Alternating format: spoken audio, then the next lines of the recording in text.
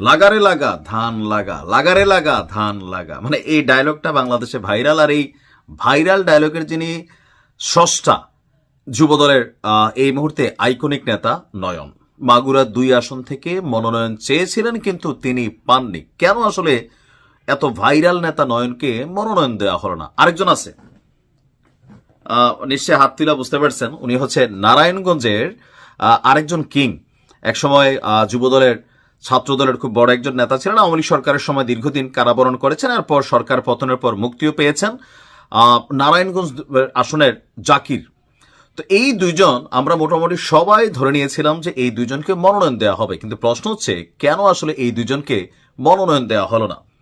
প্রথমত নয়নের যে আসনটা, যিনি এই মুহূর্তে বাংলাদেশে খুবই পরিচিত একজন নেতা, ইভেন বিএনপির জন্য সর্বোচ্চ পরিমাণ তার জায়গা থেকে আত্মত্যাগ করে যাচ্ছেন বা শ্রম দিচ্ছেন, কিন্তু এরপরেও তাকে কেন দেওয়া হলো না? কারণ হচ্ছে তিনি যে আসন থেকে মনোনয়ন চেয়েছেন, দীর্ঘদিনের বিএনপির রাজনীতিতে খুবই একজন পরিচিত মুখ, এমনকি ভদ্র মানুষই তিনিও, নিতাই রায়।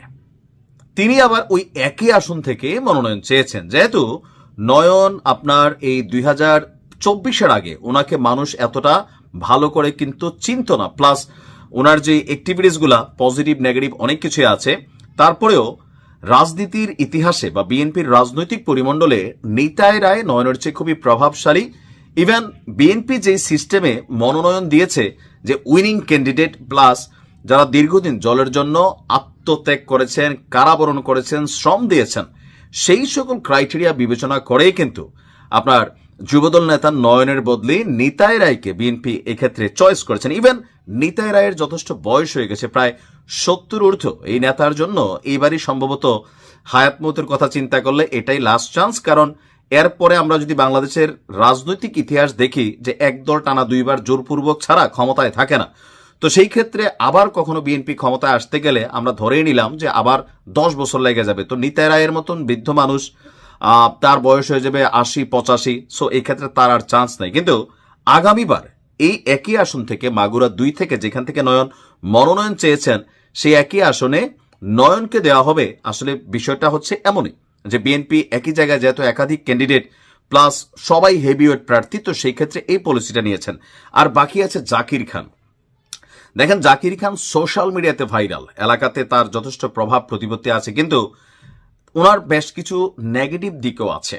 ওনার নেগেটিভ দিকগুলোর মধ্যে যে উনি 2 হাত তোলেন এটা না, রাজনীতির মাঠে যেমন আমরা দেখেছি উনি খুব ভালো বক্তব্য দিতে পারেন না। জনগণের কাছে পৌঁছানোর জন্য রাজনীতিতে কথা জানতে হবে।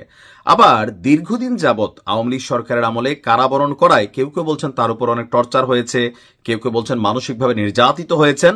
সো উনি জেল থেকে বের হওয়ার পরে উনি যেভাবে ভাইরাল হয়েছেন, এই ভাইরালের বিষয়ে ওনার কখনো কোনো বক্তব্য বা দলকে নিয়ে কোনো অবস্থান ভাইরাল হয় নাই। তবে জাকিরের একটা জিনিস আমার কাছে ভাল লাগে, যে আমি দেখছি বিএনপির অধিকাংশ নেতারা আইরা ধাইরা ফাইরা ফুইরা কথাবার্তা বললেও এই জাকির খানের আবার একটা পজিটিভ দিক হচ্ছে, ওনার এই পর্যন্ত ফেসবুক অ্যাক্টিভিটিসে কখনো ধরেন কোনো দলকে নিয়ে অথবা স্থানীয় কোনো নেতাকে নিয়ে বা কাউকে নিয়ে খুব বেশি ওনার মন্তব্য গণমাধ্যমে বা সোশ্যাল মিডিয়াতে আসেনি। তো জাকিরকে না দেওয়ার পিছনে আমার ধারণা যেটা, বা যতটুকু বুঝছি, ওনার আসনেও বিএনপির হেভিওয়েট ক্যান্ডিডেট ছিল যারা দীর্ঘদিন রাজপথে রাজনীতি করেছেন, এবং কি নির্বাচনে মানুষ এইবারের নির্বাচনটা আগের মতন না। সো এক্ষেত্রে ভদ্র মানুষ, একটু যারা দলীয়ভাবে অবস্থান আছে বা ব্যাকগ্রাউন্ড শক্ত, তাদেরকে দিচ্ছেন। জাকির খান এবং নয়ন এই দুইজন আগামী যে নির্বাচন হবে পরবর্তী সময় বিএনপির কাছ থেকে তারা টিকিট পাবে। কারণ জনাব তারেক রহমান সবাইকে ডেকেছেন। এখন জাকির খানের ব্যাপারে এইটাও আমি অনেক ঘাটাঘাটি করছিলাম যে তিনি আসলে মনোনয়ন চাইছেন কিনা, এটা নিয়েও কিন্তু এখনো একটু অস্পষ্ট আছে।